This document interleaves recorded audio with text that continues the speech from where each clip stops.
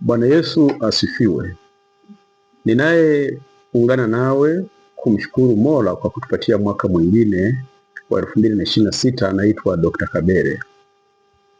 Mimi ni mkurugenzi wa idara ya afya kanisa la Waadventista wa Sabato jimbo kuu la kaskazini mwa Tanzania, ambaye pia huwa nakuletea dondoo za afya kupitia Heri Online Media kwenye YouTube yetu, ambayo unaweza kuipata kwenye mtandao ukapata dondoo kadhaa za afya. Katika mianzo hii ya mwaka, nataka nikushauri, ikiwa unasumbuka na tatizo la uraibu wa kuvuta sigara, iko njia rahisi sana inayoweza kukusaidia. Imewasaidia wengine pia, na wewe unaweza kuijaribu.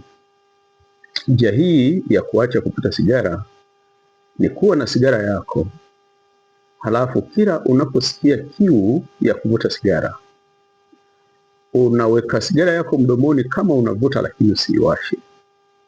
Halafu vuta tu kama unavuta bila kuiwasha.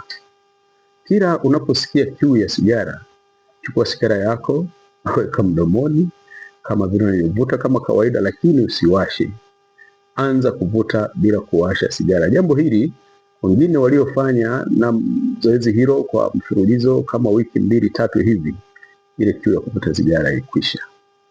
Wakati mwingine unaweza kuona kama ni kitu cha ajabu kwa namna fulani, lakini saikolojia ya mwanadamu inaweza kujirekebisha tu, na halafu ukakuta tatizo hilo limekwisha bila kutumia gharama nyingine yoyote ya kuacha kuvuta sigara. Na unajua uvutaji wa sigara sio salama sana kwa afya, kwa sababu una mchango mkubwa wa magonjwa mengi yanayosumbua afya ya mwili, ikiwemo kupunguza siku za kuishi. Hebu jaribu na wewe, huenda itakusaidia. Nasema huenda itakusaidia. Mungu akubariki kwa kukubali ushauri huu.